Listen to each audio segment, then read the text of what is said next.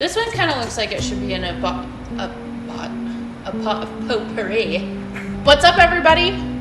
This is Emma and Eugene. And today we are talking about bean anatomy. Take it away. Yeah, so today we're talking about what makes a coffee bean. As many of you guys probably know or don't know, a coffee bean is actually a seed that comes from a cherry. We're gonna go ahead and show this amazing looking board. We'll do a zoom in. This is not the zoom in, but we're gonna zoom in and we're gonna go ahead and talk about what is going on with this coffee cherry. So you're gonna notice that there's gonna be something on the coffee that's called the skin, aka the epicarp. And that is the red or orange or yellow coloring that's gonna be on the outside of the cherry. Then you have mucilage, mesocarp, and that is kind of like this, it's pretty much like a mucus layer around the bean that is filled with a bunch of sugars and a few other things. Then you have parchment, which is another layer just surrounding it. Silver skin, then you have parchment, which is endocarp. And then you have silver skin, which is spermadurum, and seed, endosperm, and embryo. And so, if you look at this, we're gonna go ahead and zoom in on this thing here. It's gonna give you that breakdown, and it's gonna show you what makes a coffee bean. And this is very important to know because next we're going to talk about the different common processing methods that go into making your coffees. As many of you guys might know, when you're buying specialty coffee, you're going to see these processing methods on there, which says something like washed or natural or honey. And then when you start going into like super crazy types of processing methods, there's like anaerobic fermentation, there's carbon emaciation, there's AMOB, which is aromatic modification in an oak barrel. There's so many different things that you can do with coffee, but today we're going to focus on washed, natural, and honey. So, Emma, what is a washed coffee? Quiz time.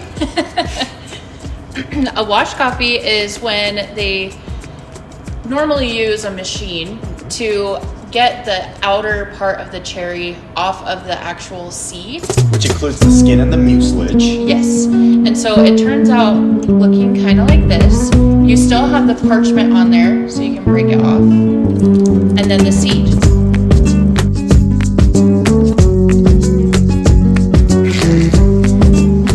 That's what it is. And now you got parchment.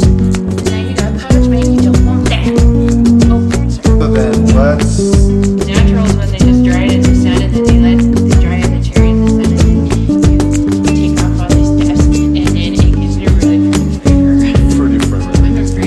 So we've talked about what a washed coffee is, and I'm sure some of you guys are like, oh, like do they just spray it off or something like that? These are not like your normal day-to-day bean liquids. You're not just gonna put it in a little rinser, strainer thing and wash it with water. You actually put it through a machine that spirals it through, and then it strips that flesh and mucilage and skin and everything. And then next up, we'll talk about natural coffee. What's a natural coffee? What's in natural coffee? What's a natural coffee? What's a natural process coffee? So a natural process coffee, they take the whole cherry, usually lay it out in the sun. Sometimes it's in So they won't because they do dry patios, it. right? Yeah, so it's called activated dry bath. And they'll leave the coffee in the fruit, in the skin and everything, and then they'll just dry it out. That's where you get the really fruity, nice flavors that come in our natural Sonoma or natural Mexico. Because it's being dried in the cherry, it's allowing those fruity flavors to stay within the bean. And yeah, make it nice and fruity. Make it nice and fruity. The one thing about natural coffee that washed coffee has on top of it is that washed coffee you can keep quite a bit more control over the process because you are removing the fruit from the actual bean, which reduces the possibility of mold and it doesn't attract insects. Although you don't have the environmental factors. Yes, of course. Yeah.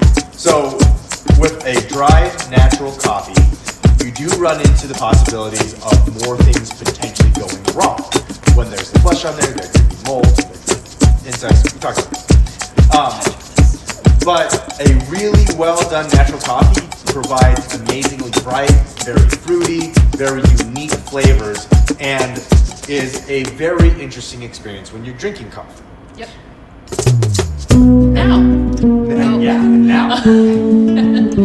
Now, what's a honey process?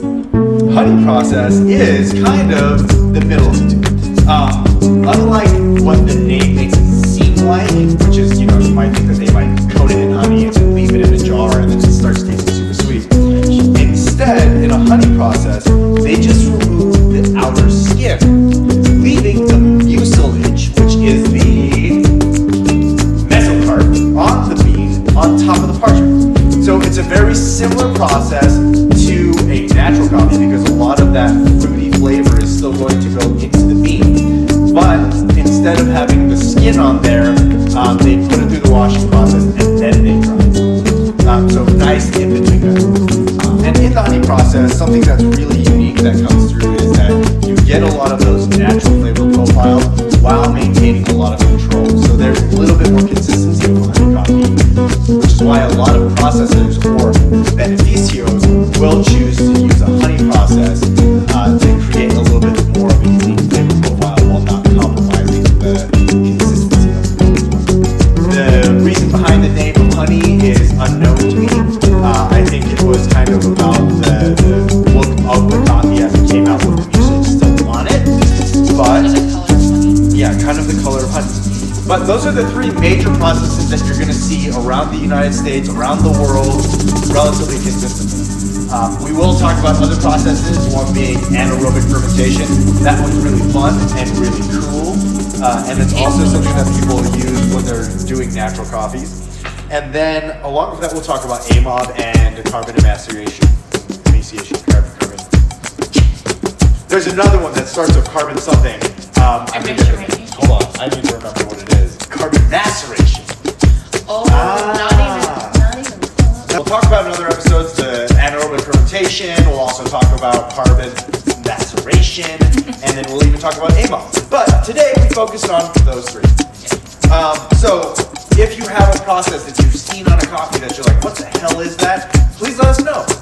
Comment below, and we will make an episode for you in regards to what that process is and what they're doing to it and why it tastes amazing. It tastes so good. And so then after all of these things have been processed, as a coffee shop, you're not going to get the coffee in this form. What's going to happen is that they're going to strip the coffee of either the shell of dried fruit or the parchment or the mucilage, and then you end up with the green bean, which is where you get the term